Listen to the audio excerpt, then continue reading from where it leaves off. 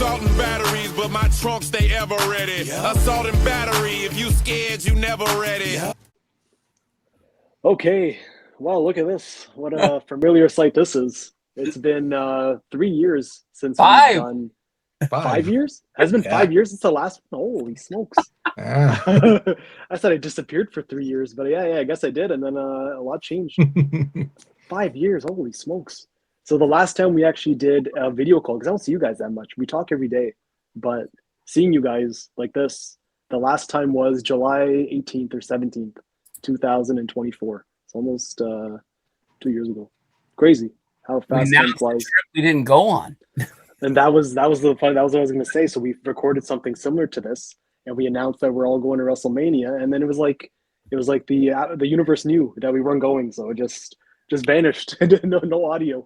And that was not our fault though. That was on me. I'm still stuck in the Skype days. I didn't know you have to pay for a Zoom to record audio. My fault, but it's okay. I'm talking about the old trip, not going on the trip thing. Mm-hmm. Oh, okay. Well, that too. Whatever. It's fine. It would all worked out. We'll save that shoot for the end. Yeah, I was gonna say I'm kind of glad though, because like now that everything's kind of said and done, I feel like if I would have went on that trip to WrestleMania 34, was that would have been? No, sorry. What am I talking about? 41. 41. I'm still living in 2018. If I would have gone to Vegas last year, I would have been. I think I talked to Steve, one of you guys. I would have been in major debt after buying a house, getting married, then going to WrestleMania. I would have been down in the dumps. So I'm like, on one hand, I'm like upset that I didn't go, but I'm glad that now I've been able to like bounce back and get everything all settled and know what my financial situation is, because you don't want to go to WrestleMania and be stressed. You don't want to have to like live in somebody else's room and like basically like, yeah, that sucks. And we've had all that happen. We've had guys who show up to Mania and like they blow all their money right within the first hour. Oh my god! Yeah. Save that for 30. Yeah, okay. But yeah. So this is about 28. WrestleMania 28 to me is probably by far the best wrestling trip that we've been on. It was our second year, and it was like a bounce back from like we were running it back from 27, and the hype was there. And to top it all off, we had the WrestleMania package, which I think we're all excited for, considering WrestleMania 27 was almost, well, for me, it was very last minute. I don't know how long you guys were planning it before me, but for me, like jumping on board with you guys, it was like, how long do we take? Maybe a month, 2 months. It was very put together. Give or very take, quick. yeah. But this one was a year. We had 1 year, and I was going to ask you guys to tell the story, but like, how did we even come about to saying that we're going to go to WrestleMania 28? It was at Raw. It was Raw. Yeah, it was like in the parking garage, in the car, in that storm. It was just like, man, we're doing this again. Crazy. Like, there's no way. It was not in the parking garage. I remember it was in the building as soon as they announced it was right after Rock said we're having the match next year. We're like, yeah, we're there. Like, we're not going to miss that. And I feel like everyone was on board at that time. I don't know if you guys remember, but that was when Skype was at its like all-time high. Everyone was all like, every night we would get on there, talk for hours at a time. And I remember at one point we had people in our group. It would have been at least over 10 people. They all just wanted to like join in on that WrestleMania 28 train. And it only ended up being the core four, like all us plus Luke. But I just remember like everyone from like Destin, Matt Beast, and Jeff. There's just random guys like, yeah, I'm gonna go. But Kevin wanted a room with us, but it was a little too much. If I remember, it was too much for his budget. That's why he stayed at the Fleabag Inn with Trademark. Right, yeah. And then I have that in my notes actually. But yeah, just incredible.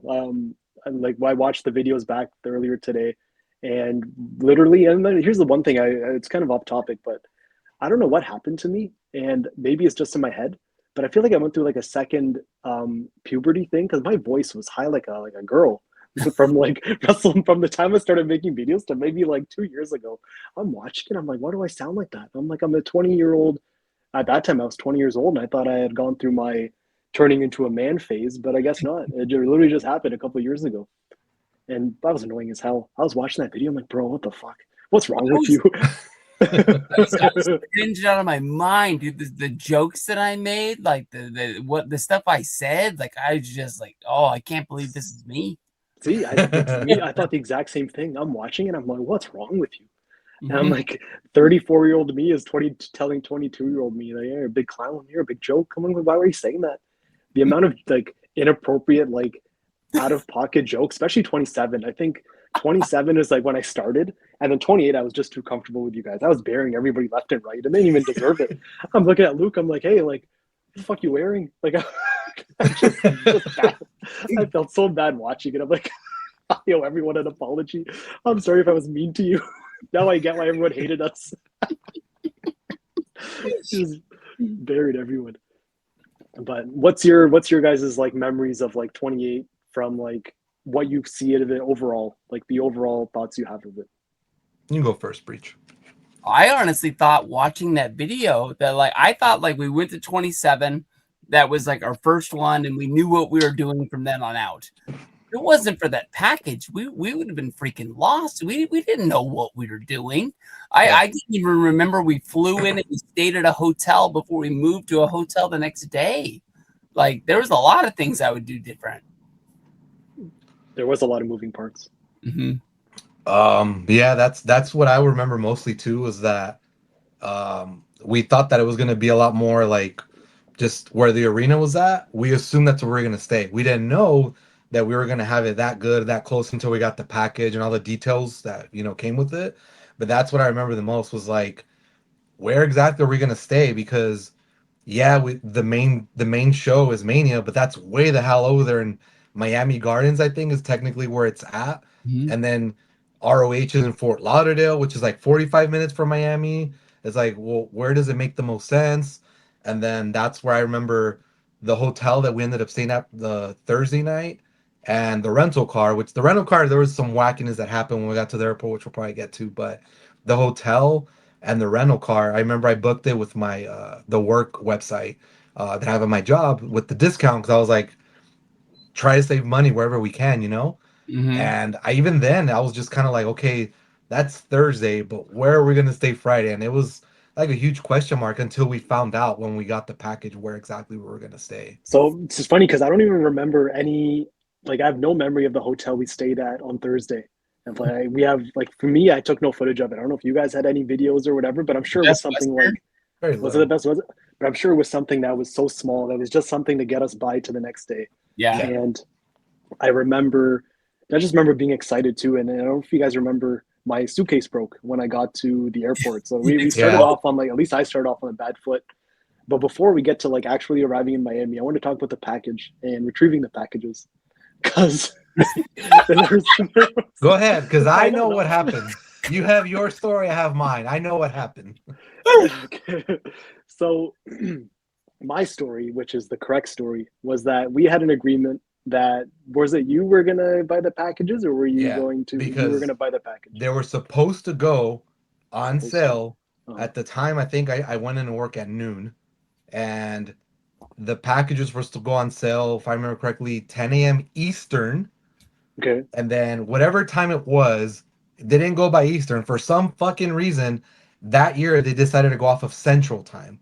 I didn't notice it said CT instead of ET. So I was basically an hour late. And by that point, looking back on it, we lucked out because we still got eighth row. But considering, now if you're an hour late, you're pretty much fucked. Yeah, but back then, I guess everybody's just going for like individual tickets.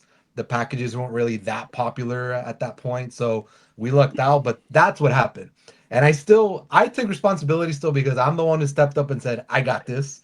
But that's literally what happened. I'm good with time zones. I deal with time zones all the time at work. And yet that one year they fucking decided to go off of Central Time. I don't know why, but it is what it is at this point. But you know what? If we didn't sit where we sat, you wouldn't have been this close to catching Rock's elbow pad, which we'll get to later. That's what I mean. I feel like I've learned in life that everything happens for a reason. And I actually do remember the silver packages were the first to sell out. So we got lucky with the platinum. Okay. Yeah. So I do remember looking at, because it was the cheapest one as well. And I think at that time, people were just wanting to like spend as less as possible to get in there, where now I feel like it's still the same thing, but I feel like it's more spread out, where people want the front row seats, or they want to sit like by the ramp or whatever. And I do remember me calling you, texting you, whatever. And I remember I was working at the pizza shop at the time. This guy isn't answering his phone. this guy isn't answering my messages. And I was freaking out. So to the point where I think, I don't know how we decided. I just bought it myself. So I got there. I had my computer that's with what I me as well. remember too. Yeah.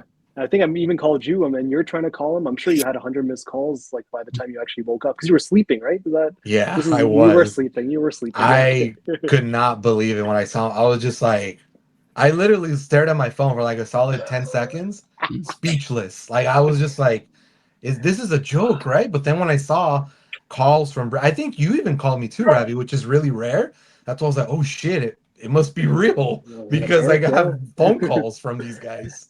And it's funny because whenever the Wrestlemania, I have something on my phone that like reminds me of when we bought the packages or whatever. I think it was on Snapchat, and that maybe the day came up before, or like I posted something about retrieving tickets. And last year, this year, whenever they went on sale, I remember I made a note to myself and I put it in my alarm clock to make fun of Miguel that he slept in during the and I feel like that is something that it'll always like remember. It'll always stay with me that we could have like had them slip out of our hands because Miguel decided to press snooze. Oh, that Because was Miguel took a little extra cat nap, but we ended up getting the tickets, row 8, which was like amazing. And I remember I ended up staying home that day. Luckily, it got delivered on my day off, and WWE sent an email that they won't release the tickets to anyone but the person whose name the ticket package is under. So I made sure I stayed home. I made a video about this, talking like I was looking out my window every 10 minutes, waiting for that Pure Leader truck to come and deliver it. And once he did, I went upstairs, and it was like you had the golden ticket in your hand. And when in the video I pulled out, I saw row 8 ringside. $850 is what it cost in 2012 for row 8, and that's nuts. amazing. And remember at the time, it was a little bit overwhelming that you're spending so much on a wrestling ticket. But now, how many years later? 14 years later, it's like, like it's not as bad as people kind of make it out to be, all things considered. How much was the package itself? Where we got our hotel, we got Hall of Fame, we got Raw, and we got WrestleMania. That was it, right? And access. We got. Wasn't it like 1800, 1600, something like that? It was, yeah. I think it was around. I want to say, yeah, low 2s or high like. No, it wasn't 2. No, it was less under than 2. Okay, yeah, so it was between less than 2. I feel like it was around 15 to 18. It sounds kind of around there. Because it was split 3 ways. So yeah, I have to go back. The package back wasn't like, $800, Breech. I'll tell you that much. Yeah, I don't know how I got away with that. But I remember that's how much the silver. The silver was going for around 800 to 1,000, I think. So I think platinum might have been was around, really cheap. Yeah, and then gold was kind of in the middle, and then was platinum the highest one, or was there one above that where you're guaranteed like row 1, 2, or 3? Because we were guaranteed it was 5 to 12. That was it. Yeah, I think that was it. Was it? I think the only difference was the room that you got, if I remember correctly, with the hotel. That's where they try to like say, hey, you may be in the same pool as people for seats when you get picked, but you get the nicer room or whatever, the ocean view, all that bullshit that the amenities. Maybe I'm wrong, but I remember it being row 1 to 5 is like the top tier, and then we had row 5 to 12, anywhere between that. Man. And then I wish we would have looked that up before we started, because now I'm curious, but I'm pretty sure it was all the same people.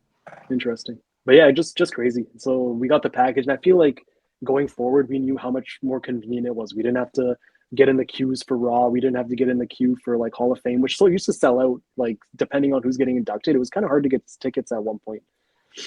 I think, wasn't it, or was it always like open? It still was, even though Raw after Mania hadn't gotten its own identity yet. It still was like, because especially the people that are overseas are like, well, what, they get one Raw in the UK a year, maybe 2 at the most. So they're like, if I'm already there, I'm going to Raw, I'm going to SmackDown, if it's going to be in the same area. Because I don't think at that point they still were doing SmackDown in the same city. I think it was maybe they were. Oh, okay. So they were not. No, I think SmackDown would have been like Orlando, I think. Okay, so it was way after that, but I think it still was a hot ticket, just because it was just another show, not because of the crowd. It's just another show, so that the weekend doesn't end. Yeah, but I think if I had the choice, like we ended up doing the package for 32, but it is so much easier. And like if I were to ever like give advice, and I know we've made videos on this before, but like if you're able to get the package, and if you just want to take that whole weight and stress off of you when it comes to buying tickets, package is the way to go. Then why didn't we buy it for 30? because 30, 31? 30, we booked the hotel before anything else because we found out that the jury was down the street from the Superdome. And in the words of StevieBreech, it don't get no better than that. Yeah. But also, that's when Wrestle Reunion started becoming a big thing, and they started doing their deals, and their deal ended up being better than the Wrestlemania one when it came to like hotel prices. I have something to say about Wrestle Reunion when we get to that part later for this Miami trip, but okay. Yeah, that's so. Anything else you want to add about the packages, or you want to move on to actually arriving in Miami? No, the only thing I will say is that anybody that's thinking about going, even I think this still applies to Mania now, is just check first where Mania's at, because you're only gonna go. Well, I guess now it's 2 times you're gonna go there, but even though it's gonna be 2 times and you're gonna do all these indie shows or conventions, just check where that's at, and then see where you're potentially staying at, and then figure out, are you gonna Uber there? Are you gonna walk? Because sometimes with these days, like how Uber is, especially coming out of an arena, you're looking at $120 ride each way. Add those up, that's like $480 if you 124 rides for both in the nights of Mania. If those $480 is the difference between the potentially the cheapest package or buying everything individual, just do the package, because at that point, if they put you somewhere convenient, you get the hassle and just throw it out the window. There was 2 WrestleManias that I can remember where the biggest news coming out of it was how everyone got stranded. Do you remember this? At like right after the show? Yeah, No Ubers or the anyone was one in through? New Jersey New when York? when Rousey main evented. Yes, that one. I feel like Texas was the same, wasn't it? Or am I thinking of the one in Dallas? That one was far, but It was I in don't remember Arlington. people No? having trouble getting rides home. I know New York was definitely one, because I think the Yeah, subway stopped running at midnight or some shit like that. right. And New York But people love to yeah. complain about everything. I just remember it being a big, a big thing in the news. No, and it rained, didn't it, Breach? It did Weren't rain. people raining in the rain? Yeah. I do remember that. That That's terrible. sucks. But all right, so now we arrived to Miami, and for me, my first time, right, 22 years old, you're going to Miami, thinking that we were going to do a lot of stuff, but ended up being the most wrestling trip that I've ever had, which isn't a bad thing. Obviously, at the time, this is all that consumed me and consumed us. I feel like as well. WrestleMania 27 was so good, and we wanted to redo it. But arriving to Miami, like I mentioned, my suitcase broke, so I didn't start off on the best foot.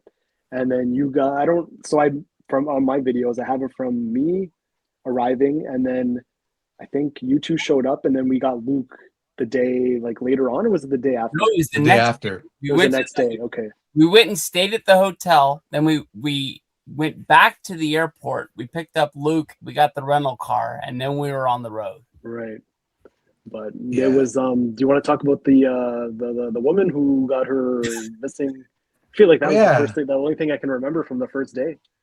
We watched the only person she was communicating with was me, because she was speaking Spanish. She was asking if we have seen, she didn't say if it was her son, but she was just saying, have you seen this young man? I'm like, She had a we're not picture even of from here. I feel like it was she had a photo, no, of the person. Yeah, she did. Yeah, because I remember I don't think she approached, like, I think she just approached all of us, and you were the only one that obviously understood what she was saying. And that's how we got, basically, it wasn't at the airport, but I think we were gonna go, that's when we entered the Taco Bell. She was outside the Taco Bell. Yeah. And that was our first meal we had at Taco Bell. And I had KFC. Oh, I was wondering how the heck you got chicken strips. I was watching the video. Me and Miguel I remember that's when the Doritos taco first came out, and that was a big deal. Yeah. And you're like holding up and you're like, I got chicken strips. And I'm like, what? So Taco Bell over here, that's when it was banned, actually. So they just started having Taco Bell allowed in like my city, probably over 10 years ago. But at that time, we weren't allowed. It wasn't allowed because it was rated like a shitty sort of meat where they didn't like soy meat. Yeah, it didn't go up to health standards. So I didn't want to like risk it, especially on a trip like that. Mind you, I ended up getting shit in my pants anyway. But at the time, I was trying to be self-conscious of what I was eating. I didn't want to get sick. But no, I feel like day one is always, of any trip, like all the WrestleManias we've been on, it's always been the most fun because we hadn't seen each other in a year. It's like catching up, and there's nothing really like wrestling related to do, where it's just basically us hanging out. We kind of have the freedom to go where we want, stay up as late as we want, and it is mostly like getting acclimated with each other, which I find is always like fun because after starting the day two, it's like now the trip really begins. When we were in the Best Western, we were making so much noise that people were pounding on our wall and pounding on I our do. I do remember Yeah, that was when actually. someone with the name Pillow joined the blog TV chat. Was making very outrageous comments, if you will. Well, what was the it was actually you, funny enough. This is one of those alpaca things where you took the pillow and you put it over your face. And I told Daniel you should have just tapped it. Wait a I was minute, I like, don't recall that. that's on my video. There is Oh video. really? That's video Wow, I have evidence. no clue. I have no memory Oh, of that. But if you say I did it, I guess I did. pop me huge. Pop me huge. Oh But I mean, man. that's what I mean. I'm like, we were so young and just making these like out of pocket jokes. And mind you, it's a different world, right? 2012 to 2026. Where you say that now, obviously it's not going to fly over. Is it at that time? Well, it's not even Bro, that. It's just we just thought differently, we did. like we're just like, oh, we're just saying it. It doesn't mean it much, but it's like, No, no, it did. Like it we it, just didn't know it then. it meant a lot, yeah. So it was Yeah. just funny, and that was like our reoccurring thing, right? On Skype calls, whatever, we would just say whatever we wanted, and that's the one thing I took away from watching these videos back is like I had zero filter and like to like a fault, right? That was the stuff I filmed, the stuff I said. I'm like, damn, like I wouldn't do that now.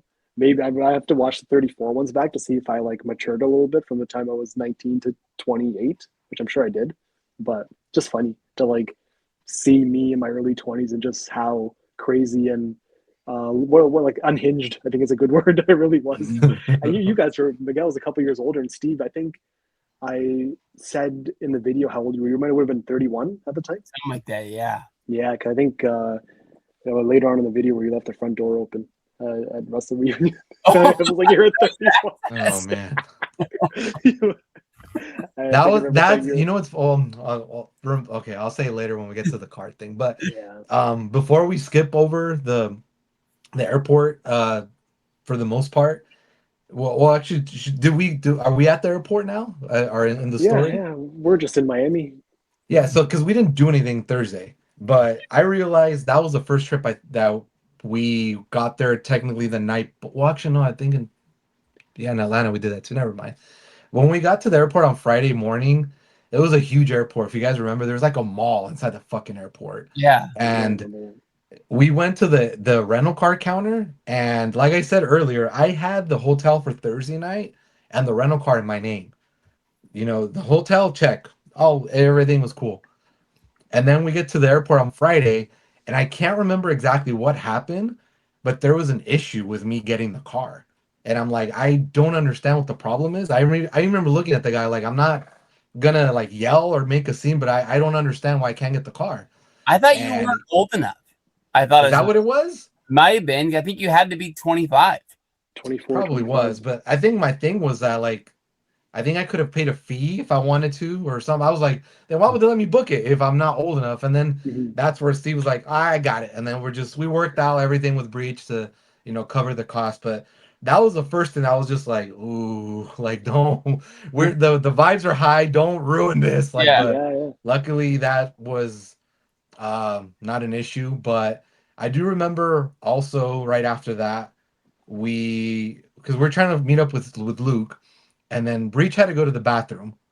And then at this point, Ravi and myself are split. We're like, all right, we'll eventually run into Breach again. Yes, yes, I do remember. Breach or Ravi and myself, I think this is when Ravi had just swapped his stuff to his new luggage or something. And we Probably. went to like a little store because I think we wanted water. And this is funny looking back on it now because one of them is like a former world champion now, but the fucking Usos were signing inside that little store with no line, and they had like these like the papers they give at Access where you just Yeah. sign on a blank sheet of paper. They had like 5 of those, and I remember the guy looked at us and like, "Sorry guys, they're done, but here you guys can have their autograph." And we're just like, we don't want their autograph. Like, I don't Yeah. know. But yeah, that looking back on it now, it's just funny. But the Usos did a signing inside a little airport shop with no line. And Yeah. they said they were done, but it looks like they were done because no one was there, not because their time was cut. They must have had Primo and Epico there earlier in the day because I do remember in the video I said they were offering free papers for that as well. And then I turned it to you and like this guy said no, he didn't want it. And you're just staring at the camera. I don't want their autograph. Primo So and Epico down. That's a yeah, that's what throwback. right.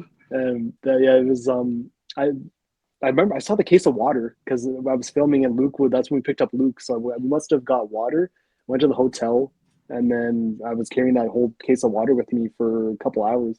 Pretty crazy now that I think about it. It was a heavy thing. I was Yeah. like, damn. Yeah, we went to Rite Aid before we left that hotel Thursday or on Friday morning Okay. because we didn't know. Like we figured, well, we're gonna be in downtown Miami. There's probably not gonna be a lot of stores there.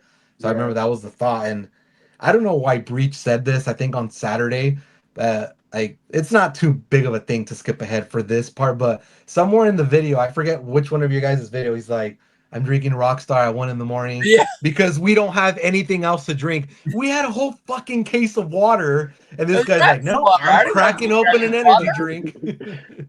So I was watching the Mania 31 videos. It's so funny because we opened the trunk. It must have been 31, yeah. You open the trunk in the back, and all Steve has is just a 24 pack of Yeah. Rockstars. And there was one missing because I had it on the road on the way here. Like he rated a He's like, shipment at Costco. yeah, it was Yeah. Steve. But that's your thing though, and you've lived by that since like I've for as long as I've known you. Is you just live off energy drinks, and I think 27. There you go. We weren't. There you go. We weren't. That's one thing I think we learned from 27 to 28 is like there is no time to really go to a grocery store or like eat or hydrate yourself basically. Mhm. So I don't remember even drinking any like I'm sure we didn't have any water unless we had like a grab a bottle or whatever from a convenience store. Mhm. But I think starting from 28 is when we made a thing to like at least get the essentials so we're not like dying or like we've seen people pass out at Access from like right so they being dehydrated, standing in line Yeah. too long, and so you gotta prepare for this stuff. That's it. That's it. So we get to the hotel, our package hotel, and I talked about this in the video, but like I made a one continuous shot of us going into the room, and as soon as Steve opened the door for that room, we all collectively popped. It was such a cool moment to like go from what we had in Duluth, Georgia, to now being downtown Miami or whatever hotel we were at. The view overlooking the ocean. The bed was there was enough room for all of us to fit in there comfortably. It was clean. It didn't smell. Um, and it was just a great experience. I feel like that it made that thing. It was one of the most memorable things for that WrestleMania is seeing what we've almost accomplished. It's like, damn, like this is when the trip's really going to start. Is going to that room and seeing how like amazing this weekend is going to be. And I feel like the room has a lot to do with it. This is where you're going to keep all your stuff, and it's like almost your home for like the next week. Yeah. It was a nice room for sure. It was spacious, and I think what I remember first realizing is because I knew that we were gonna be sharing a room also with Luke, and but he wasn't gonna about to share a bed with anybody. So I saw that there was like a little couch. I was like, it's perfect. Like even that little detail was covered. And I remember, I think like a week or two after we got back from that trip, I looked just to see what those rooms would go for, and it wasn't like astronomically expensive, but it was pretty expensive. So even that, like, I remember, like, like I said, a couple weeks after that trip, I was like, wow, like even that was a bargain. So it wouldn't have been had we not booked the package, it wouldn't have been a hotel that we would have booked because it would have been out of our budget for sure. Yeah. So it's funny. I was watching it, and the first thing I said to you guys when I was filming going to the room was, "Where's Luke gonna sleep?" And I thought he was gonna sleep beside Steve, and then I remembered that he has this weird thing where he doesn't like sharing a bed or where he wants his own space. And I think even him staying with us was like him like he had no choice basically. I remember the whole like issues going into that. Yeah. So he was there basically because he was like forced to. And 27, he had his own room. The what do we call it? The spankatorium. So he had his own room at 27, and I knew he hated every single minute of like having a room with three of us for 28. And you said he was a couch. It was barely a couch. It was like a single armchair, and I don't know how he slept there for for sure. right. It was a red armchair, and he made that his home. And he made it his corner, and what was good for Steve, you had the whole bed to yourself. I was scared if he would have slept with me. I would have thought he was my wife in the middle of the night. Like I was So, scared. no, hold on. I think that happened with Miguel and I. I feel like there was one time I put my arm up. Hey, what are you doing, man? I shared a bed with Breach in New Orleans. That dude does not move at all night. So if anyone ever shares a bed with Breach, just know he just needs like this much room on That's the bed. what my girlfriend tells me. She says I lay down and I just go boom. He's like And fucking, done. he's dead. Problem to have. There was a couple times you were sleeping doggy style. I don't know if you watched the videos back when you were uploading. And you two different Trying to load some Twit pics. You said that. I'm like, what a throwback, Twit pics. So I forgot that thing even existed. Oh, That was good. So right from there, once we got to the room, we went to ROH. Right, there was 2 nights of ROH. We picked up And Kevin on the way. We picked up Kevin on the way. Then we went to ROH. And Kevin, I don't know if you guys. That was what I was going to bring up. If you keep in contact or if you like know where he is. No, he's on a milk carton, man. Missing since like 2016. And it's just crazy that like these guys that we've talked to every day. I know him and I kept in contact for a bit, but like once he got off YouTube, once like the Skype calls kind of stopped, that's when things like if you stuck around, you stuck around. But otherwise, you were like kind of gone. And I feel like he was one of those guys, and I forgot all about him until today. And he was in a lot of the videos because he was hanging out with us the whole weekend. Yeah. And I remember he was a big part of the group as well, those Skype calls. But yeah, he was in there, and like now, like I haven't heard from him in I want to say 10 years, over 10 years. Before we get to ROH, I remember when we picked them up, I looked at Ravi and I was like, because they were staying like in, I don't know if it was not downtown Miami, but it was like Miami Beach It area. was Miami Beach, yeah. And they had just him and Trademark. Trademark was gonna go like with his friend to the show, but Kevin was going with us. And I remember Kevin was like, "Yeah, we just got back from the beach." And I looked at Ravi, was like, "This is what I pictured when I pictured us coming to Miami. Like, Sure. you know, the scene, that the area that he was staying at. The hotel was shitty. We were staying at. He would be the first one to tell us, but like the area itself though was like the beach. There was like restaurants and like little nightclubs and shit like that. Like that's what I pictured, and that's when it hit me. It was like, I don't think we're gonna make time for the beach this weekend. I mean, we're on our way to a show now, and it was like 3 o'clock or something like that in the afternoon. It's like, and we've already done so much today, just trying to check in, get the car, go to the airport, get Luke. That's like, yeah, that's when it hit me. I was like, we're not gonna be doing Miami touristy stuff this weekend. Yeah. So to me, I didn't think it was in our schedule to do that. So I didn't have the hopes that we were going to, but I do remember seeing the landscape and like just almost like a Vice City vibe, basically, right? Is the best way I can describe it. And it was great. And I remember we filmed and we're all like marking out like this is what we pictured Miami to be like. But yeah, no, we didn't even get to see any of it. We drove through it a couple times, but I don't think we stepped foot on a sand like Miami Beach, not once. When we picked him up the first time, we were waiting for him to come down, and I had to go take a leak. I ran to the beach, and I was in the bushes. And I remember I was like, looking out at the water, and I soaked it in because I didn't know if we were gonna get to see the beach again. That's all I saw of it. Mind you, I don't think our intentions weren't to like do anything other than wrestling. I think even the year after, I think it was the only reason I did stuff is because I didn't go with you guys. I went with a different group. But even Mania 30, there's very little things that we did outside of wrestling related stuff. And I think that usually kind of came towards our later years of going to WrestleMania. But I mean, it's not a bad thing, but I think especially when we were at that age too, like I was 22. So what am I really going to do? That's gonna look. We're not gonna go to like a nightclub, you know. And two, what we're gonna do, you know, like get some girls and throw some bottle service. Like it didn't suit our personalities as much as we like to think it did. Breech and I were talking about that when you were checking to see if the recording and all that shit works. Is that at this point in Miami, if two of us are saying, I want to do ROH, then everybody goes to ROH. It wasn't where like, well, that's cool, but I want to do this. That didn't really happen until New Orleans, where we started like, pivoting to different events and all that. And Miami was like, no, one of us, I think Luke didn't go with us to ROH, but that was just, I don't think he wanted to pay for a ticket and then just deal with all that stuff. But besides that, like, yeah, like all three of us went, Kevin went, and others that we met, like Brandon and T Slay and Big Rat, Trademark. And then the next day we met Destin. So like, yeah, it was like, those back then, those were the events that like really brought like the smarks, I guess, to gather together. Yeah, the YWC. So it's funny you say that. So up until, we've been to WrestleMania 27 and 28. 27, we went to the Vortex. Was that what it's called? The restaurant in the very first Vortex? So we went there. We didn't see everybody, but there were a few guys from like the other group there.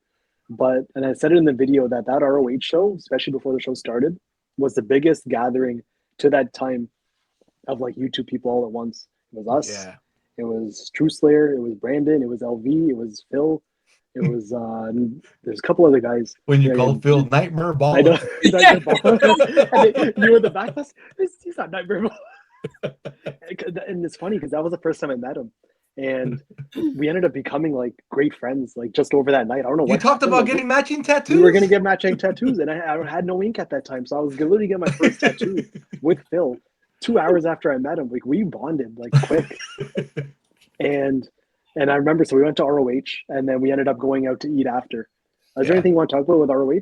Not really. I mean, the show was fine. Besides Steve's feud with World's Greatest Tag Team, that was night 2. Oh, No, that it was was night 1. No, It that was was night 1. No, it was night 1. Yeah, with the yeah, because remember Cheap Shades, Cheap Shades. Little history fact though that we completely just spaced out on when we were there at that building. That was the building where Taz broke his neck in ECW. Oh shoot! And I believe that's also where Lawler faced Tommy Dreamer right after who had left to WWE. I think when Raven when Raven left to WCW, they did the Lawler and Dreamer feud. They had a match there. There was other key moments or things that happened there, but ECW ran shows at that building, and we completely like the little stage area where they had. Remember that guy that was like talking shit to Steen, and Steen went and kissed them. Like they were sitting on the thing where Taz and Heyman came out to go to the ring to face. I think it was Guerrero and Malenko, but yeah, there's some history in that building, and the tunnel that we used to come out into the floor area to go to our seats, that's where they came out. Like that was the entrance area. Damn. Like that's how cheap ECW was, is that their entrance area wasn't leading from the locker rooms to the arena. It was literally from the concourse to the ring. Like that's how cheap it was. But did you know this at the time of the show, or you just found out afterwards? This is the first time I'm hearing about this. Not all the events, but I knew the neck, but I completely spaced out on it. Like completely. I didn't put it together until maybe like, I don't know. It was like a few days after someone at work brought that to my attention. I was like, oh, fuck, you're right. Damn. And I felt bad because I was like, I'm a big like historian when it comes to like being in buildings. If you guys remember when we were in the Dallas building for NXT, I was like, the fucking Beatles performed in this building. Like I love being in buildings that have so much history that when my friend brought it up at work, I was just like, son of a bitch. I didn't know, man. Like I was there and I was just like over my head. Well, you got to see Kevin Steen versus El Generico in a no DQ match, and they broke a table right in front of us. They did. That was so. Steve, do you want to talk about the World's Greatest Tag Team? How the feud started? YouTube's Greatest Tag Team versus World's Greatest Tag Team, which blew up, mind you, more than I ever expected. Like I don't know, like YouTube, like people had our backs. I think it was all Mike, honestly. I think it was 8-25 that pushed this. But go ahead. Where he was bringing signs to ROH shows and they were ripping them up. But we went to a typical ROH meet and greet, which is like guys just sitting at tables. There was the Briscoes. There was Davey Richards. There was Eddie Edwards. The All Night Express were there. Lance Storm, Jay Lethal, and then there was Shelton Benjamin and Charlie Haas. And I wanted to get a picture with them mostly because they won the titles at ROH the year before. I thought they were big stars. Shelton Benjamin, a former Intercontinental Champion, and it was weird. You had to go inside the arena and buy the meet and greet tickets, and then you come out. And for each guy, you had to buy 2 tickets, one for an autograph, one for a picture, just like everywhere else. And I walked up to him and I put the 2 tickets down for each guy. And I said, I want a picture and an autograph, which I thought was just normal. And they say, oh, what's your name? And I said, Steve. And then they started signing an 8x10 and they slid it to me. And then I said, okay, can we get the picture? And they're like, oh, you got to pay for that. And I was like, I did. I gave you the 2 tickets. And then we gave you a picture and an autograph. They were just being straight dicks. They this autographed 8x10 was going to cost me $120 or something like that, basically. And I could tell they weren't joking, and I wasn't getting anywhere. So I honestly ran and got security. I thought was security, and Ravi, who Joke off. I'm filming all this, by the way. I couldn't Someone's hear what they filming were it. saying, Yeah. but looking at Steve's body language, I was like, okay, something's going on. it was I going was watching really my video and where someone's filming and like you can hear them. It must have been you, and someone's having a conversation with you. But your video, like you're front and center, like everything's like perfectly in frame, like this. While Steve's having When I saw the handler come, I was like, yeah, there's no way I'm putting my phone or Steve's phone down. I'm filming this.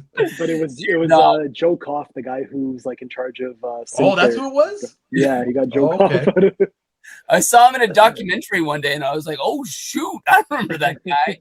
So then what'd you tell him, Breech? They're trying to screw you over? Like, I paid for a picture and an autograph, and they won't give me the picture. And he walked over, and he looked at him, and he was like, "Take the picture." And they were okay. It's the worst picture of all time. These guys have mega boo-boo face on. That can you include that picture, Ravi? Is there a way you can edit the video? Yeah, I'll put it in there. Yeah, sure. But, so it's funny because there also a point. I think your voice started getting loud, and he was like tapping you on the shoulder, telling you to calm down. But you were heated, and I see Charlie Haas. He didn't say anything, and you couldn't see Shelton because you were kind of standing in front of him. But like they had nothing to say. They were kind of eyeing Joe Koff as he was kind of trying to calm you down. But you weren't having it. Wasn't there a point after where one of them said like, "Oh, do you know someone named Steve or something?" Because then something about like the autograph going to waste. Do you remember that? They were mad that this wasted 8x10 was like nobody wanted it, and like they weren't going to give it to me, but like they just kept rubbing it in my face that this got wasted, and I don't know. I got what I wanted. They signed my encyclopedia. I got a horrible picture. And then I remember that, like, because in my mind, I thought I won.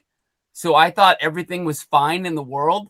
And I was like, hey, I'll be cheering for you tonight. And they looked at me and they're like, hope you aren't. Charlie Haas goes, we're heels. Like, whatever. Like, let me just enjoy my WrestleMania moment. The name thing I think was because one of them told the other, like, keep the autograph and sell it or something. Like, what am I gonna do? Am I gonna find someone else named Steve to sell it to or something like that? That's what happened there. But crazy. But it started. That was a cool signing though. That's a throwback in its own. Like, it was not just because those names. Some of them are just, you have to meet them at AXA or at whatever the fuck it's called now. But just the way that it was very low key. Like, there was no rails, there was no ribbons to separate lines. It's just, hey, there's a table, there's a piece of paper, there's a price is written in pen, pay or not. Yeah, and then I feel like that was the thing that made ROH different, where like you had the connection with the wrestlers, but they were still like wrestlers or superstars or whatever you want to call them.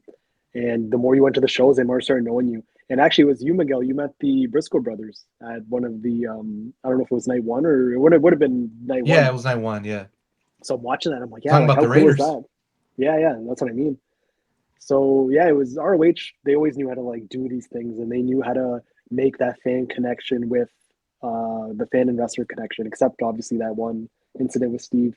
But again, that snowballed into something that I never would have imagined. And I don't know if you guys remember, I made a video talking about the story and basically what happened with Steve. And I told everyone to comment or so tweet Shelton and Charlie Haas saying that YouTube's greatest tag team is greater than the world's greatest tag team. And it got to the point where Charlie Haas went on Twitter and he tweeted, what the hell's going on? that's support right there. That's like, damn, like we like made moves or whatever. We like got their attention. And to this day, I think you ended up apologizing. I know it's all water under the bridge now. Oh, it's not. It's not. It was one of my first conventions I ever went to, other than Wrestle Reunion. But Shelton was there, and Shelton knew who I was like that. Oh wow! He in line, and he reminded me, and he let me have it. Like, he didn't punch me, but I remember like he was like, "You ain't getting no picture. Fuck off." You were in line to meet him? What? You were in line to meet him? Well, yeah, it was like a ticket where you just met everybody all at once. Like, you just there was 10 people there or something. And I just He moved was on. beside Carlito, I think. Didn't you Yeah, say? And then Carlito asked what and happened. he's like, "What the fuck is that?" And I was like, "I said some shit about him on the internet." And he goes, "That's the guy you trying to piss off." And I was like, "Yeah, I just found out." Like, What's he gonna do? Call his mama on you? So for me, I haven't had this interaction with Shelton yet. I think he might have been at Access when I went to SummerSlam, or maybe he wasn't. But I feel like there was one chance where I had the opportunity to meet him, and I was too scared. Honestly, I knew because I think we locked eyes, and I'm like, "Fuck," he's like looking at me, and he knows exactly where I am. And mind you, I look a lot different now than I did when I was 22. So maybe I'll give it a shot. But I feel like there has to be some sort of like consolidation. You know, we gotta make things right. this was at 28. At 32 at Dallas is when I went up to him at Wrestle Reunion, whatever it is. But he knew who I was then too. Like Yeah, it was that big, and he remembered it that much. That all from this bad interaction at a meet and greet that on this huge thing. Crazy. Like you don't have the goatee anymore, so I feel like you look younger now. He probably thinks you're like someone else if you were to like meet him again, but who knows? Dude, those guys have like a really good memory. I remember when you made the video talking about the line and then how he remembered you in an instant. He wouldn't give you a picture. I'm like, damn, like this didn't forget. There's still some bad blood. At least I don't think it was more than that, but it was probably a year later that happened. Crazy. So I was mentioning how after the show we went to go eat with everyone. It was like our group, and it was True Slayer and Brandon. And that's when I realized that 17-year-old me, that's when I started watching YouTube. I will always be a mark for True Slayer. And even in the video, I'm like marking out because True Slayer's sitting right there. I took a piss beside him at WrestleMania 27, which I don't know if they know, but like if they're watching this, I told you guys how much I'm marking out that I just took a piss beside True Slayer. And there's something inside of me that takes me back to being 17 years old, getting on YouTube, seeing RVD Tito for Life, seeing Gemini, seeing True Slayer. Those are like the three guys I started watching. And then a couple others, but those are like the main three. And it's like, damn. And to me, it's still that guy that I started watching. So like even to this day, I feel like I was in his the Skype call or his live stream he does. And I'm marking out in the comment section, OMG, it's T-Slayer. this is yesterday. So for me, and looking back, I'm like, man, what a moment. Like that group, our group, and there were so many different groups in YouTube, our little community. We're one big community, but broken off into little separate groups. But something with those guys, they're like the OGs. I call them the OGs. Yeah, it was just cool to like be one. And like I said, Phil and I became great buddies that day. To this day, we're still cool. That's where it started. And that's what like WrestleMania and then the whole weekend kind of brings everyone together, which I've said many times. But yeah, good times.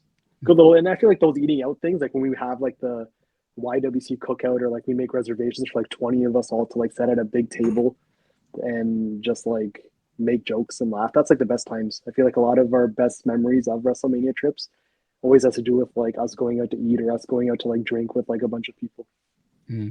Yeah, I feel like that's when time just stops. Like you're not watching a match, you're not talking about a match, you're not. It's that shows like you have a genuine connection and friendship with those people. It's like, Yeah, we're there. Yeah, the show was great that we just left that night, ROH, but that wasn't all we were talking about. Like we're talking about basketball, we're talking about like just whoa, this is what I do for a living, and this is where I go to schools. Like you connect with people on a different level, and some of the people that you mentioned, I think at that point I did talk to Brandon. I didn't talk to Phil that much, but I knew he was like a dork like me. Like he just likes to goof off, and so I knew like when I talked to him, like sat down and really talked, I was gonna vibe with him. And like yeah, like that I agree with what you were saying. Just like when you just sit there and just have a meal with them, it's like it just shows you like it's not just, oh, I subscribe to you because I like your videos. Like no, like you're a cool guy. I genuinely like hanging out with you, and it's once a year that we get to do this, and it's a really good time just to do that. Mm-hmm. So it's funny you say that. So later on, I think it would have been after the Hall of Fame. So this is like skipping forward a day. Because there were so many groups, some of them got mad when like their friends hung out with us. And I've said in the video, you guys, shoot, I know what you're talking about now. Go, man. What? And Wait, go on. And I I couldn't get I watched the video back and I kind of have a vague memory, but there was always like us and then the UK guys. They didn't like Oh, us. And they talked a lot of shit like leading up to this WrestleMania to the point where I told Sean Blackford that, buddy, if you got stuff to say, we can meet up and like fight. Like I had no problems at all. And he said, okay. So now you got Rock and Cena, and you got Assault and Battery and Sean Blackford gonna go. which is weird because he hated my guts, but yet he's asking for probably because you're the views getter. That's probably why he was wanting to fight something. you. But Christian Kirkland, for real, We Christian committed was the his name. robbery. We committed the robbery. Yeah, we took him. We swept him up, and we were okay. Like I think I hung out with him. We might have met him for the first time at the year before in Atlanta. But 28, he wanted to hang out with us. He didn't want to hang out with them. And these guys, these UK guys, are texting him, saying like, "Oh, hey, where are you?" And then he didn't want to like go back to the room because he knew they're gonna get mad at him. Like, why are you leaving us to go with them? And me being me, we had Domino's that day, and I ripped that pizza box in half, and I wrote an autograph to the UK Rampage. I gave it to Christian, but you can hand deliver this. Such a your pot friends. stirrer. Sheesh. It was just funny. But yeah, like you said, it brings everyone together. But like, there comes a maturity level, and again, Wait, was, you forgot the funniest part was when he was telling us that because he was sharing a room with like 5 of them, and then he got back, and I guess he like woke them up or something because when he closed the door, and then they called him. They said something like, "Oh, who you think you are coming in here like Billy fucking badass or something?" I do remember. and then they chatted and then he left back out. I don't think he went with us. I think he just left because he didn't want to be in that room with them. Yeah, And then he closed the door and he just hears them yelling in the background, "Thanks for waking." that The was way he said it though, I was just like I could picture them like being pissed and just yelling that. Like, 'cause, they didn't care, but yeah, it was Close the door. You're letting the stank out. that's it. Yeah, I'll never forget him till I couldn't stop laughing. I was like, what the fuck does that even mean? Billy fucking badass? Like Billy Gunn? I don't know. But, oh I man. do remember. That was a drop for so long. Thanks for waking. Yeah. Yeah, that was a long night though. Friday was a long night. Then we woke up. That's where we had a Wrestle Wrestle Reunion. Reunion. And was And that our first time going to like a convention like that? It was. I know it It was was mine. my first convention, and I looked was back. huge. I looked at that video today when I watched it back. That thing was so small. Oh, I thought it was ginormous. I thought it was big. Yeah. They had people outside. That compared to what WrestleCon is now. Well, yeah, but I mean, for its time, I thought it was big. And this is what I wanted to bring up. The year before that was when they started Wrestle Reunion, and I remember, I think it was literally the day of or the day before they added Kurt Angle at the very last second in Atlanta. Yeah. This is Paswin. in Atlanta. Yeah, and Oh, I okay, remember yeah. the year before I was like, oh man, poor Kurt. He's degrading himself to work in this little convention, this little thing. It was little then. But Mhm. man, they stepped it up big time for Miami. They're like, if venue wise, I think they even had Dragon Gate, Kaiju. They started having those shows there, and then They had their own Wrestle Reunion show. There was a ring set up in the. yeah. Yeah. Like I didn't know how big it was until we got there, and like the New Age Outlaws, DDP. They had They're in people the hallway. outside. Yeah. I was like, that's where I met them in the fuck. hallway. It was crazy to me. Yeah, I remember like, when I did the pan video of like everyone signing. I'm like, yeah, you had Sabu, you had Shelly Martinez, you had Bobby the Brain Heenan. Like everyone's in there. Every wrestling personality. We were Mosh and Thrasher. Remember, we followed them into like because we got lost. We didn't know how to get there. We ended Yeah, up following fuck Mosh you, and Cole Thrasher. Cabana, you prick. Yeah, Cole Cabana. Like it was, to me, it was almost overwhelming, but it was so cool to like be part of that and see really the early stages and what it is now. And I think we met a lot of these guys at a good time because now I feel like with collecting being such a big thing, like we used to get whatever we wanted, signed belts, figures, DVDs, Oh, yeah. and now there's like premiums for each thing now. It's like, yeah, if you want an 8x10, that's all you're gonna get. If you want Descriptions. everything. And there were that at that time, it's like, yeah, you bring them a figure, you ask. I remember talking about the Buffalo Sabres with Lex Luger, on video, and Jake Roberts was an idiot to me. Cole Cabana, I didn't like your impression of him. pepperoni tits with Shelly Martinez. Don't forget when we were in line waiting to get inside, Road Dogg was like coming in and out of the door. Oh, And then yeah. Luke, being the smart ass that he is like, Road Dogg in or out. And he thought Road Dogg didn't hear him. And Road Dogg just looks at him. And Luke's just shitting his pants. Like, please don't whoop my ass. And also, Beefcake walked up thinking it was his line. Like, oh, this must be where I'm signing. And they're like, That's right. We're like, what the fuck? This guy. The booty man thought the line was that long for him. I will say this. The second and third biggest star I saw at the convention, I don't know why I didn't meet him. One of these guys I will never meet in my life because he just passed away, but was Sid and Kevin Nash. They were sitting beside each other. And they're going to say Rodman. Why didn't that? I think he was the number one star. When Rodman walked in that convention, the whole place stopped and just looked at him like, oh my gosh, what's he doing here? Yeah. And mind you, he was wearing like a big fur coat. Like he stood out. Like he didn't. That was crazy that they got him there. Now he's at every convention. He's pretty much like the Virgil of conventions now. You can go anywhere. Really? Rodman. Yeah. Yeah. He's coming here in a couple months. Oh wow. Okay. But yeah, so for Wrestle Reunion, that's where I think I only had the one bad experience with Jake Roberts, when he like kind of just threw the figure at me. And I know you met Matt Hardy. I don't know if it was the first day or second day with the Waffle House Shooter t-shirt on. And a great time. And I remember I was so excited because obviously being the big collector and all the classic superstars I've had and all the ones I've had were like legends from like the 80s and early 90s. So I cleaned up that day, those 2 days. But I think to top everything, I got to meet the New Age Outlaws, which I sometimes forget. And I watched that video back. I'm like, damn, like, I know it's kind of rare now, maybe not as much because Road Dogg's like out of WWE, but that was a big deal for me back then. And then DDP, like everyone looks so young too. You see DDP, like no gray hair. And it's like, you just don't worry. Soon you can meet Triple H with them too. Yeah, seriously. Crazy. But no, great time. And I think it just being able to do that stuff before it really got out of control was great. For me, kind of one of the highlights. And I take that honestly over like a beach, to be honest, especially at that time. No problem. I think I take me to Wrestle Reunion. Yeah, for sure. Because now, I mean, if you want to go to the beach with your wife, like you can do that, but you can't meet the New Age Outlaws. You cannot. And I wanted to talk about Luke too, because Luke was my cameraman that day, so he didn't have. He wanted to go, but obviously like money's a big issue for everybody, especially going to WrestleMania. So I was able, like, I wanted him to go, like he was part of, like, still is part of our like group of like the four of us. Yeah. So him and I cut a deal. I'm like, I'll pay for your ticket, whatever. I'm like, all you gotta do is film for me, and he no problem. So I had my cameraman, and I had, he was happy, I was happy. Sometimes the hardest thing is just finding someone to film properly for you. But yeah, it all worked out at the end of the day. I think those are like core memories of like WrestleMania trips and going to Wrestle Reunion.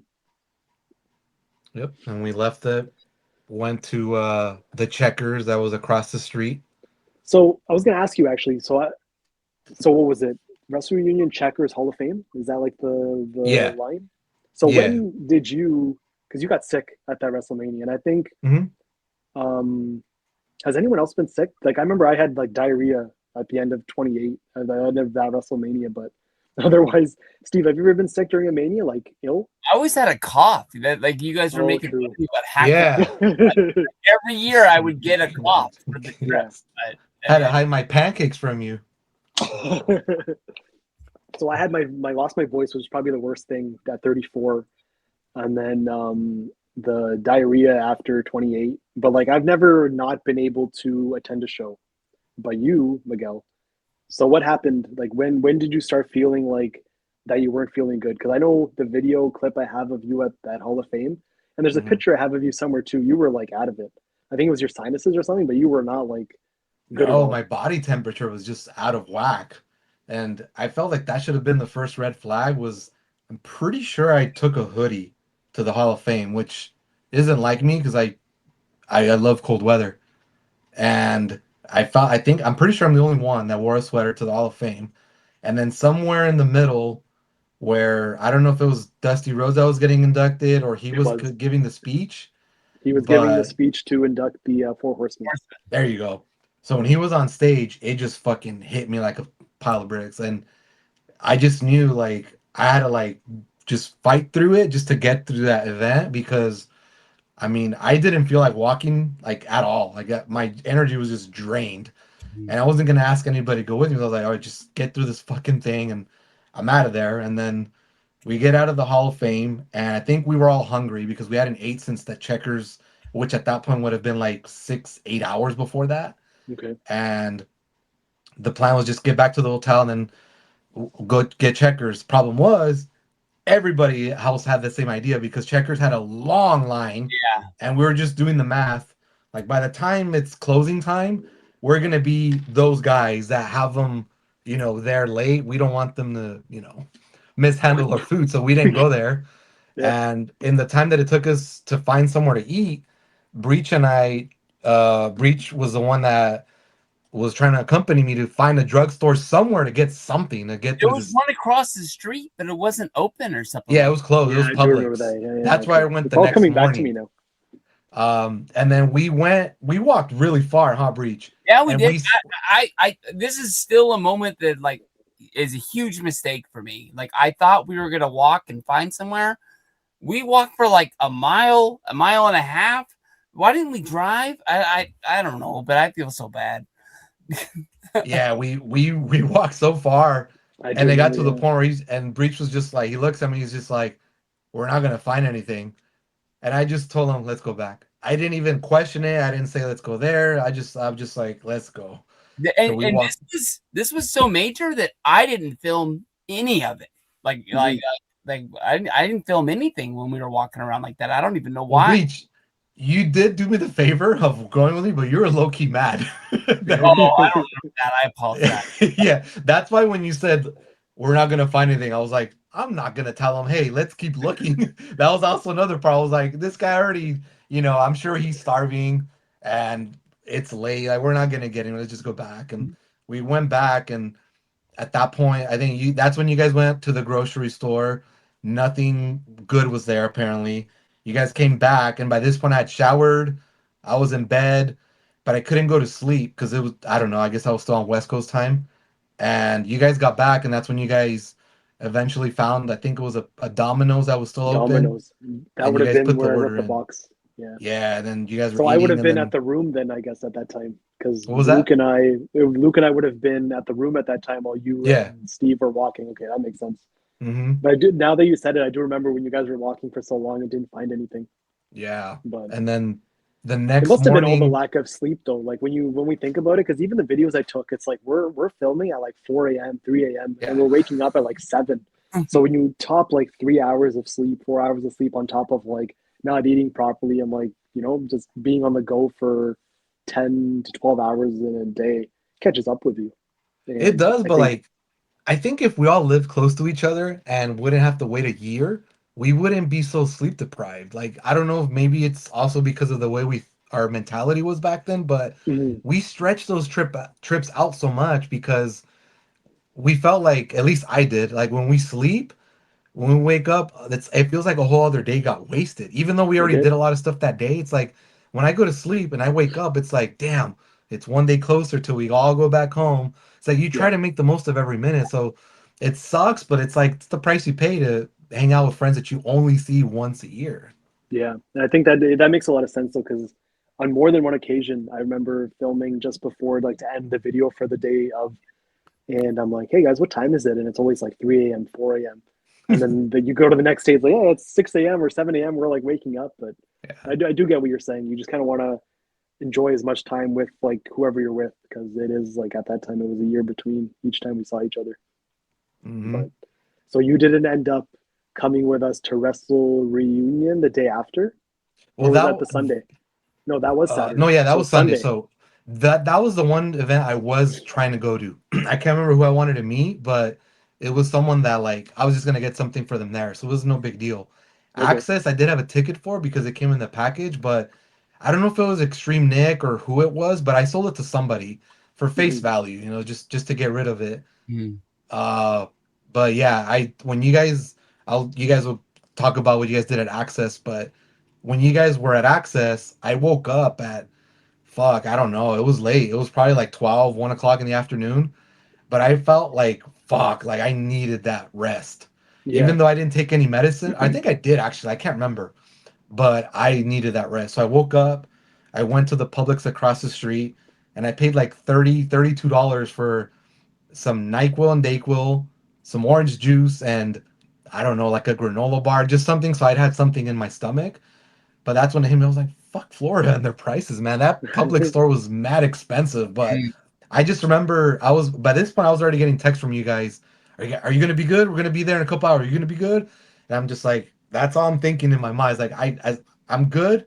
I need to do stuff to make myself feel good so that when we go to Mania, and I didn't want you guys to feel like I was contagious or something. So I was just like, fuck this. If I'm sick, I'm not going to let it show. I'm not going to let it take over me because last night was no fun. But yeah, so I just did that and waited till you guys got back from Access and Wrestle Reunion.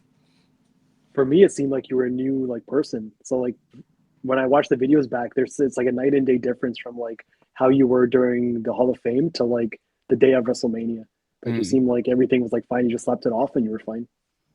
Yeah. That I even now, like I'll get sick maybe once every 1-2 years, maybe. But when I get sick, it's like it fucking, I get it bad when I get sick. But yeah, that was. I'm so glad it was just. I mean, the Hall of Fame. Even that point, we still enjoyed it. It was still a thing to do. But I'm glad that if it was gonna hit me, it was during that, and it wasn't during Mania. Sure. Wasn't during Wrestle Reunion where we're kind of stuck, But yeah. So during Access then, so you're at Publix, you're resting up. Steve, myself, and Luke went to Access. And the only two people I remember was Jinder, which was like a huge one for me. You forgot. What happened when you guys were going into Access? Remind me, because I don't remember. Breech left the car door open. Oh, no. This was when on the way out. realized. That's on the way out. That's on the way. Oh, okay. I'm sorry. That was on the way out. Yeah. So he did leave it open technically, but I didn't know at the time. So we go to Access. We must have been in a hurry anyway. So we would have ran in there. I had my Rey Mysterio figures so the VIP for him, which is I had a Triple H VIP, but I've not met Rey Mysterio, and I had 2 chances prior, and he was always that person that something always happened. So now I knew I was guaranteed. And even then, the picture came up blurry, so there was always something with Rey Mysterio. But meeting Jinder Mahal for the first time, I think I met him first, and he knew who I was. I must have tweeted him or something, but he dabbed me up or like whatever talking. And then I was filming Steve meeting him, and I think Steve would have told him like he's your biggest fan. He gave me another wave, and I think that's when the relationship started with Jinder Mahal and I was at WrestleMania. And then he tweeted at me after, and it was a great time. It really showed like the support of like he appreciates the support, and that's probably the highlight of that whole weekend was meeting Jinder Mahal. And for so long, I remember I would just talk about being the number one Jinder Mahalic and just how cool that how cool that. And Access was the other thing. Was like you do it once, you basically done it. Like they didn't add really much more new stuff besides like a couple outfits from like WrestleMania 27. Hey, they did have new stuff that year. They had and I know from your videos because you did this. Okay. You did trivia against some little kid. Oh, yes, I remember the C Nation trivia. Yeah. The one thing that I saw when you guys got back that I was like, shit, that I would have liked to do was when you posed with the briefcase, with the Money in the Bank briefcase. Oh, okay. I thought that was cool. Yes. I think that was the first time they did that year. Nice. So yeah, those I do remember watching those from the videos. You let the little kid win. Ravi's a softie. He's not a bad guy. I thought I didn't take it easy on him. It's okay. Question, like I was like, I'm gonna let this kid win, and I could tell Ravi was doing the same thing. As we're just letting this kid like have all the time in the world.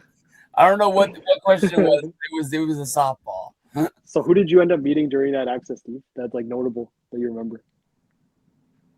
Just Jinder Mahal. It's all I know. When I first walked in, I met Jimmy Hart. Now that I think about it, oh wait a minute, that's when I started to clean up because there was really nobody in there. I met the Usos, Heath Slater, Brian Myers. You could have met the Usos at the airport. Oh shoot. Yeah, but I did meet some people, but nothing that I really remember other than the Jinder Mahal thing. When I walked up to Jinder, after you met him, what I said to him was like, hey, you're going to have a lot of people come up here and tell you that they're your biggest fan. And I just flat out like threw myself under the bus. Like I was like, I think you're cool and all, but that guy over there really likes you. That is your biggest fan. He literally talks about you all the time. And he says, what's his name? And I said, Ravi. And he goes, Ravi. And that's when he yelled out to you. Yeah, okay, nice. Always that. Did you really tell him you're gonna have a lot of people say you're 30? Yeah, I do remember. a lot Yeah, I of do people remember. tell you that like they're your biggest fan. That's your biggest fan. Like, Yeah.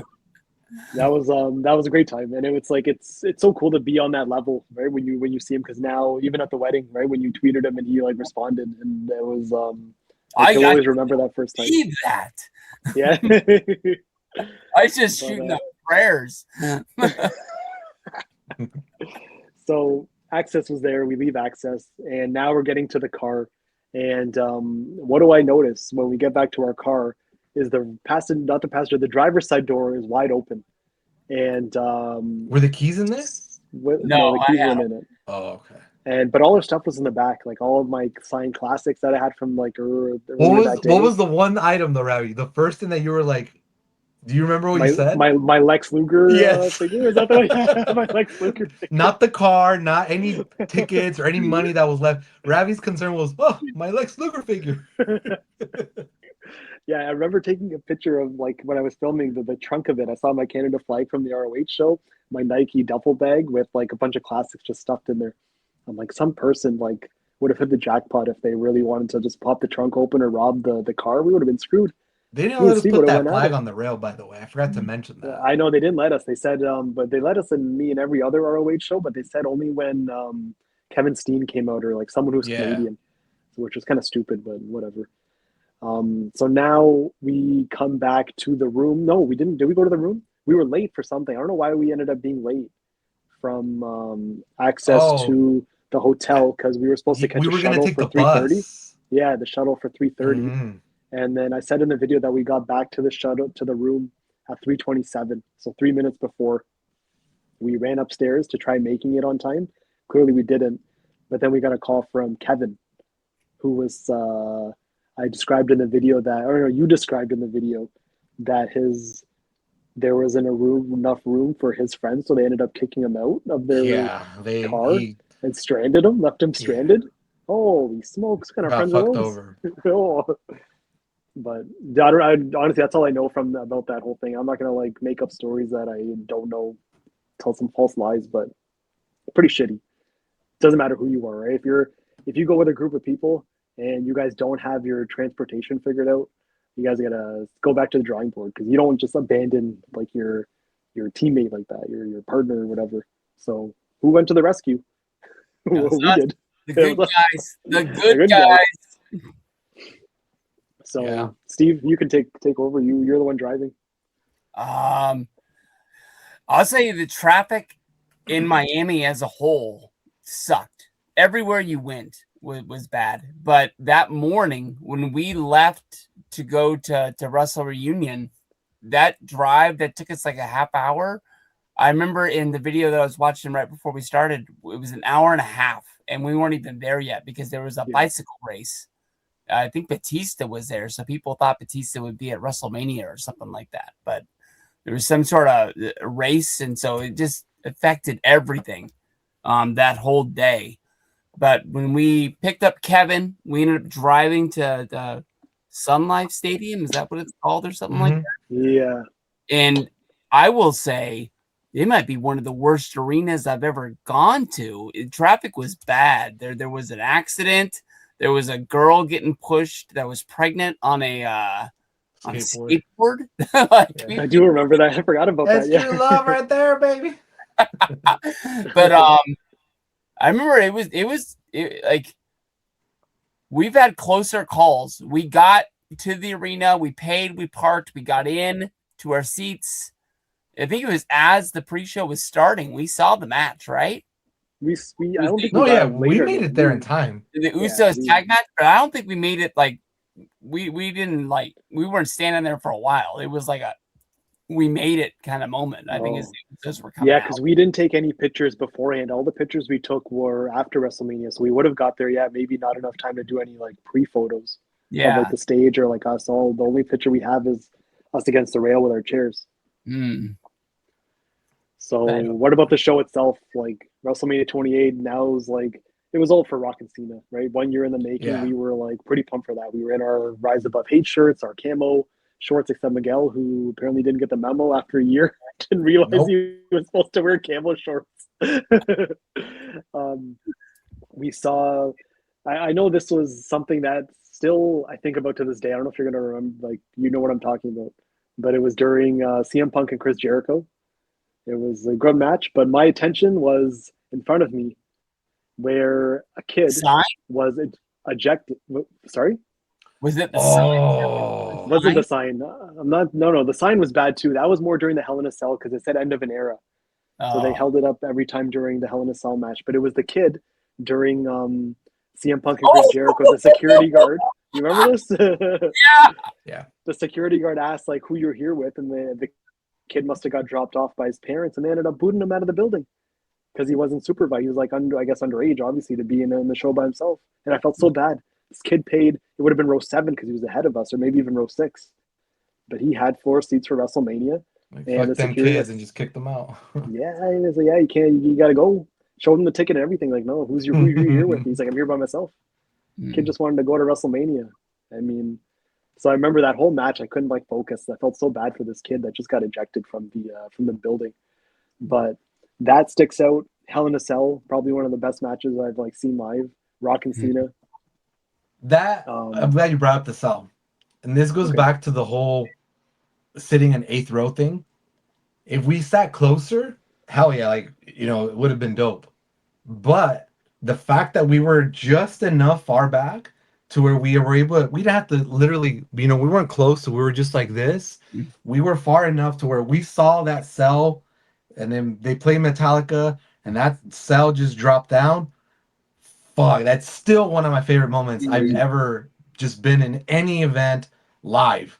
Those are that's one of the 3 things I remember from that show that are memorable.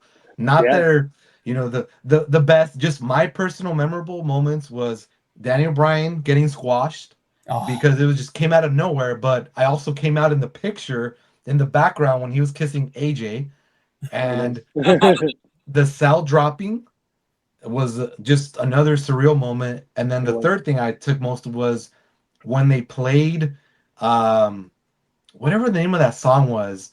It was when they put the little graphic that Cena and Rock was next, like that was the last match coming up. Invincible, I think. There you go, that one. When they play that song and they showed the graphic, you're like, oh fuck, here we go. That's it. Like, That's I all we was came just for. like, I seen that video pack. We've all seen that video package so many times leading up to that show, but it hit so different watching that video package there in the middle of a split crowd, because people don't want to admit this. Maybe now because Cena's so much more likable now than he was 14 years ago, but that crowd was way more split than they want to believe. 100%. Yeah, we were in Rock's hometown. That's where he played college football. That crowd was not like all pro Rock. It was literally 50-50. Yeah. It was. You watch it on TV or on the network, whatever, now Netflix, it doesn't sound so much, but if you were there, no, that crowd was 50-50. The fact that Cena got all those people where he was, you know, Super Cena, still, people still hated him, but he somehow got people to cheer for him over The Rock, including us 3. That's crazy, man. It is. And to what you said, it's like seeing that video package and knowing that we waited 1 year for this. And I talked about it in my other video where when we were on Skype, we would literally talk about like 1 year from now, we're going to see Rock and Cena. I can't believe we're going to see Rock and Cena. And to have it all like culminate and being there, like this is what we've waited 365 days to see. It was Breach surreal. was at work Right? when they announced the Cell. He was freaking out. Oh. Bananas! That's And where I remember work now. Like I had no right where I was sitting at. And even me, like I used to watch Raw from my laptop at the pizza shop, and I remember when they announced it, I couldn't believe it. And it was like, we're gonna see probably the greatest WrestleMania of all time. We're seeing Rock and Cena on this, right? A Hell in a Cell with Triple H and The Undertaker. And then at the time, Jericho and Punk was a pretty big deal. And then we, as like an internet fan, we Daniel Bryan versus Sheamus, who everyone thought was gonna steal the show, but it ended up being a I squash thought match. that. I'm not gonna right? lie, I thought that. And yeah, I'm trying to remember what else was like really Because you remember the year before they wrestled, I think, for the U.S. title, but they got The bumped to Open. the pre-show. I So I remember was thinking like, Ali won the title in the Battle Royal. Oh yeah, yeah. like, I'm thinking they're gonna give him time and they're gonna show like, hey, this is what you guys could have put on last year in Atlanta, but that's not what happened. Things happen. But then came, well, it's not the best thing for me, but here I am filming. The Rock's taking his elbow pad off. And to this day, like, right, I think about it, I could have had it stay right here, like right in front of me, framed and Crazy. everything. That would be And right there behind you within, in the glass it would. case. It was an arm's reach away. And then you can hear the guy who was probably behind me saying, damn, damn, because the guy beside him caught it. And I feel like if I didn't have my camera and it was in my line of sight, you saw it just whip right past the Yeah. camera. My biggest regret to this day was like, Do you remember X-Pac was sitting to your left? Yeah. I do remember X-Pac was there. It was crazy. And even do you remember after it was Machine Gun Kelly would have been front row too? Machine Gun As soon Kelly as and Puff Daddy, the artist they all, formerly P. Diddy. yeah, P Diddy was okay. So it was him, yeah. So as soon as that 3 count happened, they all left all in like a train, The freak guy. like the whole train just like went and they left the building. Yeah. And then you saw, do you remember this? There was people that came from the risers and they ripped the chairs and they Yeah. ran off. Crazy. They knew what they were And doing. That they was not did. the first time. They had a plan because They those did. things were And all They were zip tied. tied zip-tied. together. Yeah. So they must have known, like they checked the tickets or they're going to cut it at the end. They literally, the bell rang, they came down.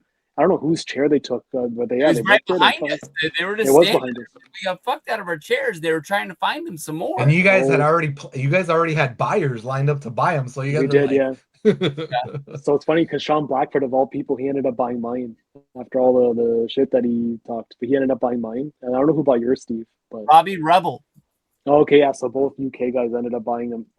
But I kind of, looking back, I kind of wish I would have kept it to add to like my collection of chairs that I have from like the time I sat on the floor. But I think at the time I was only thinking of like, how am I going to get this thing home? And I think it was easier than I would have thought it was going to be because I've done it for like, where did I go? Battleground for the Ginger and Randy Orton in the Punjabi prison. yeah. You just check it in and it's no problem. But I honestly thought it was a lot harder than what it was going to be. Plus, I don't know how much it was, but obviously the price was good enough for like me to like sell it, considering all things. I knew I was never gonna sit ringside at Mania again. Now, Even you then, still I have didn't it? know. I would never have guessed things would go the way they are now, but I knew I was never gonna sit ringside again at Mania. Yeah. So I think if I do have the opportunity, if like someone is selling a chair, I would like probably buy a WrestleMania 28 chair just to like have in my collection. What are you gonna do with it? You gonna pull it out at Thanksgiving and like? I do, right? You'd be surprised. Like, So you can. Hey, Vic does that. I pull up my chairs. Yeah. Now my brother gives us a bunch of foldable chairs he had, but there was a point I was pulling out my 2 Battleground chairs and my Night of Champions chairs. I was like, yeah, here and sit on this. And people feel Let's bad. not Like, kid these are around though. Those collectibles. you sit on those for 4 hours. Those shits are fucking uncomfortable. They are uncomfortable. They for look sure. like they're all cushiony, but once you start settling in, you're just like, fuck, man. Like, It is pretty bad. So now we're leaving the building. Is there anything else you want to add about WrestleMania? well, just when we leave, when we're walking out of the arena. it's a fucking mess. Is it? Okay, so get Trying to to that, 'cause find the card. That's why we walked around the stadium twice. All of a sudden, it was like yeah. his team store 2 times. And then remember, we couldn't find Kevin. And then like I think his phone died, and then he found someone to loan them he downloaded the Boxer app. He downloaded Boxer, yeah. And he sent me a Boxer. It was like, this is where I'm at. I was like, you got to come here because I'm not gonna have a phone. It was and then at the same time, we couldn't find the car, couldn't find Kevin, and then Ravi eventually found a porta potty to go handle his business. And then so while we were selling the chairs, it was just a lot going on. It was. And I remember walking around that building, I was like, I can hold it in until like we get to the room. But like the longer we couldn't find the car, the more the more like nervous I got, which made like my stomach more like upset. And to this day, like I tell everybody the story, but whenever I see a porta potty, I get like PTSD from that night. But I walked into that porta potty and I closed the door, and literally as soon as I did, I threw up. So I threw up, and then as I'm throwing up, like I just finished, I pulled my pants out. I took the biggest shit of my life, 2 for 1 special. Oh, and I've never to this day. God. I've never to this day had that happen. And it was like a Family Guy episode where everyone's just throwing up all over the place. It was disgusting. And Took us an hour to to- get to the car, if I remember correctly. It took a while, but yeah, I wasn't feeling good, and I think we ended up going to Taco Bell after WrestleMania as well, if I recall. Mm. But maybe I'm I wrong. don't But remember what we ate. I don't remember eating after it. I remember going back to the room, which is definitely where we're going with the story. But I mean, I Yeah. don't remember what we ate. I feel like we went to Taco Bell or something because it was drive. Regardless, I didn't feel good, but it all worked out at the end of the day. We got back to the room. Did we do anything after Mania? Because to me, I don't really Nah, remember. we're pretty I don't think wiped. so, right? Yeah. And then Monday, I Oh realized. wait, No, didn't no, we should Luke not and Christian got lost Oh, on the way to Luke. the Oh, room? yeah. So They took the wrote wrong that in my train or little. They something. took the wrong train. bus. Yeah. Oh, the wrong bus. And, Yeah, and yeah, all of yeah. a sudden they got to the end of the line and the person was like, "You got to get out," and they're like, "No," and yeah, they basically got kicked out in no man's land, Miami, and somehow we knew that they were lost, but we didn't know where they were because I remember having the all for one kind of feeling of like we got to go get them, but where do we go to get them? Like we don't even. Before like the Gen Z people start leaving their comments. This is before maps. This is before Maps. Yeah. dropping your pin. This is a whole This is different time. 2012. Yeah, the world was gonna end. It was a long time ago. Yeah, but it did. So I just realized. So WrestleMania 31, Zach got lost, and then WrestleMania 28, Luke and Christian got lost. So we didn't end up getting them. Obviously, they ended up finding their own way back. Yeah, they came back. They did. Luke Yeah, just walked in, went yeah. and went to sleep. Like he didn't want to talk about it. It was just like that was the worst night of his life. Christian did though. Yeah. He told us what happened. Do you remember what happened? I'm drawing a blank on that. They No, just just what Steve said. They just got to the end of the line, and then eventually, I think they got on another bus that was still running, and they found their way back. But yeah, it Okay, was. well, so yeah, I do. I remember writing that in my the end of the video that Luke got lost and he came back to the room at like 3 a.m. and I just put mad with a period. Like he was mad. Yep. So the next day, the first thing I start the video off with was that we woke up at 2:30 p.m. So we really made up for the lack of sleep we had from Thursday to Sunday. Mhm. And kind of on one hand, it was good that we caught up on our sleep, but it was also our last day. So we really technically had a half day together where we could have stretched it out a little bit. But I think we We all felt like needed. shit when we got back to the hotel I'm sure we did. on Yeah. Sunday night, and I told her, I was like, dude, I felt like shit last night, and I'm telling you, a good night's sleep is gonna just fucking revive you. You're like, Yeah. fine, and then yeah. But it's So it must have 2:30. anyway. Wake up 2:30 because Raw starts at 5. Yeah. So we No, literally went at to the 8 gelato there. shop. Oh, you're right. Yeah, East yeah, Coast. yeah. Shit, I'm an Yeah, idiot. because from there we woke up and then we went to the UPS store so we can ship. You had to ship a figure. I shipped the chair, and then from there is when we went to the gelato shop, the And that's Jersey all we Shore did. gelato. We really didn't do Yeah. anything else in South Beach. We literally No. just went to UPS, dropped the figure off, went to the gelato shop, and then we went to Raw. So I It was guess really looking back on it, we could have gone to the beach, but we had done so much, leading up to Monday that it was just like, yeah, let's just do Raw. Yeah, I feel like it was. I think we needed that. I apparently did, and I feel like all of us probably needed it as much as we didn't want to admit it. But I feel like Monday. Well, no, Monday in Atlanta the year before we had the book signing Monday morning, so we didn't Yeah. even sleep that much after. Yeah, but I feel like there's always that one day. It's usually the Sunday night into Monday morning where it's like you knew WrestleMania is done and it's just Raw that's left. Unless you have solid plans in the morning, people usually sleep in pretty late. I feel like I did it for 30. I'm trying to remember 31, 32, but they're 28, 2:30 p.m., which is crazy to think about.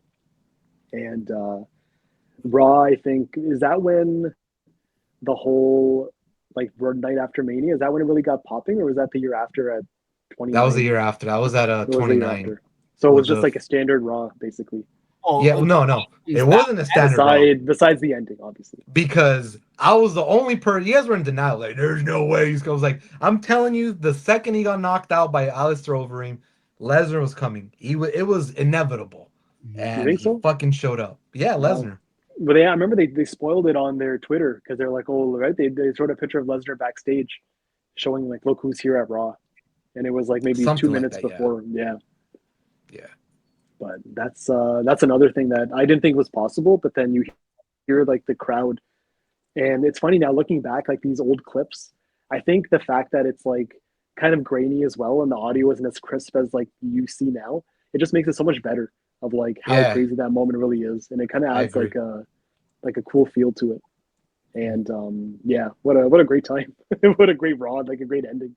That night, the Raw after Mania may not have been a thing yet. That was next year's crowd did that. But that year, that night, the Yes movement or the Yes chant got famous. Right. Because Louder, if you louder. remember, the fact that Daniel Bryan lost and in the way that he lost, like everybody showed up to Raw, we're like, fuck that. We're gonna Right. chant yes because we're gonna show them that we're pissed of what they did to our guy the night before. And damn, did that work. But he wasn't on Raw. He was a SmackDown guy. Did he He was in the wrestle? dark match. He was in the dark match. At what point do you think Vince or whoever gave him the word of like, you're the guy who's going to give the go home speech? Oh, Because I'm sure there's no way Brian was planned to give the go home speech No, going probably into not. probably one of the vets, I would guess, say like, hey, throw him a bone. He already got squashed the day before. Yeah, I feel that's like if when he he didn't, announced. people would have just went nuts. Like that's what they wanted. They wanted to see him over like Cena at that point. Yeah, Yeah. Yeah, it's pretty Hmm. crazy to think about. But overall, yeah, that trip I think is going to go down as one of the legendary ones. And I feel like for all of us, YouTube was on a high at that time, right? We were uploading videos left and right. Yeah. It Went to was a golden Denny's time. after Raw and Oh, the Zack Ryder and And Zack Oh Ryder right, walk out yes, yeah, completely annoyed they because just looked at us like, nope. yeah, we're like, we didn't do anything. We just got here, but they left a restaurant full of marks that were yeah. probably hounding them at their table for autographs. So I guess it is what it is, but But yeah. Rock's mom and John Cena's grandma didn't mind hanging out with us during Oh, doing Yeah. true. certain. Yeah, I forgot all about that. Damn, Yeah. I gotta why. Yeah, honestly, I didn't watch the. I don't know if I even have a clip of that because I watched Monday and I didn't watch the like going home part of like our trip. But I feel like it's always the saddest part, like watching, going to the airport, everyone gets dropped off at different times. And especially, it's always one person leaving early. Remember 27, it was Miguel. You flew out of a different, was it a different airport? No, we flew at the same airport. Did we? You guys had a different airline, but we all went at the same time. Oh, okay. Yeah, just sad events, right? And especially knowing that you guys probably weren't going to go the year after. Yeah, I think you were already pretty adamant about Yeah, not going in 29. I think we're pretty locked that we weren't gonna go. It Yeah, wasn't until way later that I told Reach was like, we just do it at your house. But sure. yeah, at that point, yeah, we're pretty sure that we weren't going. But you Yeah, have to remember as well is that at least with Breach and I both living, close enough that we can make trips happen, we knew like we're gonna do SummerSlam in August. It was seeing you, others like that were in the East Coast or farther away yeah, that was where I was like, fuck, it's gonna be a whole year till I see this guy, 2 years maybe, because I don't think Ravi would do. I think you had played around with the idea that you might have skipped Mania next year in Jersey, but that you would do SummerSlam, Oh, and did I? Okay. which is coincidentally because that's the summer and the event that we met Justin, That's where Justin who's is. also from Canada. Dude, you But should yeah, that freaking SummerSlam. We met. I met Brian, Cena, Triple H, Shawn Michael. I met everybody that I summer. paid $40 to meet Triple H, Yeah, $40 for Crazy. Sean. I think no 2012 is when I met Ray for Ravi. What was it? Oh, the Shield. The Shield was $100 to meet all three of them. So yeah, I don't think I knew Justin at the time because like looking back, I feel like if you would have done it, I would have done it too. But one thing I learned from 28 into 29 was like you stick to your group, and we have this thing now Yeah, where it's like if we ever go on a trip, you have your core. Don't bring in more people. Don't go like with a whole new group. So that's like the learning thing that came out of it. But yeah, I'm gonna wrap this thing up now. But it was overall 28 was I think we'll go down as one of the most legendary WrestleManias that we've been on for its own reason, because of Rock and Cena, because of like where YouTube was at that point, because of like again, I think this is like us in our YouTube prime. I always compare like these WrestleMania trips to Rock and Cena almost, where it's like WrestleMania 27 was the first WrestleMania we went on, so it was like the first time Rock and Austin faced at like WrestleMania 15. It was okay, whatever. It could have been a lot better. and then WrestleMania 28, and WrestleMania 30 was like WrestleMania 17 with The Rock and Austin, just the GOAT, right? Everyone's gonna remember it. Everyone's gonna go crazy. Yeah. And then the last two, WrestleMania 31, WrestleMania 32, and Steve wasn't at 34, but that was kind of like the WrestleMania 19, where it's like it was good, right? But it was kind of like on our no, we're not past our prime, but it was definitely a different vibe compared to the other two. But regardless, just like great memories from 28, especially wrestling related. It was like I don't think there was a WrestleMania after that we did as much wrestling stuff and met as many people as we did at WrestleMania 28. And I think that's like the epitome of that trip was like we went as crazy wrestling fans doing every single wrestling experience as we could, and we made the most out of it. We literally got sick. Yeah, we literally got sick. Yeah, everyone except, but good times. But the next episode is gonna be I'll do WrestleMania 29 on my own, I guess, unless I'm gonna fish out. You gotta get LV. Yeah, I gotta get LV. Me and LV one-on-one with LV. But WrestleMania 30 is the next one. Ravi and I are ready. You gotta get something because when we go over 30, we're not gonna be sober. Oh, I got you. Let's roll. And I'm not talking about fucking Malibu. You get something else, but not Malibu. So there, you said it here first. You got called out live on stream. What was I gonna say? WrestleMania 30. It's funny. I was telling Miguel. I think you already know, Steve, but the premium thing for this StreamYard is 7 days, and then they start charging you $89 a month. So if we got to do this in the next 7 days as soon as you can. Tomorrow I'm good. Whenever I will clear my schedule for this. This day and time. Worst case, I have 5 other emails I can do to get a new subscription. But all right, I'm actually gonna head to bed now too. I gotta wake up at 5 a.m. tomorrow. So it's been a pleasure. It's been a pleasure, guys. For sure. Thank you for inviting this with you because my girlfriend will watch a video that I am in. She will not watch my videos, but for some reason she watches every single one of yours. Well, I put your videos on the TV, and it's always like you start off by saying, "Oh, Ravi's on a roll making videos," and Amber's like, "You guys are so gay for each other."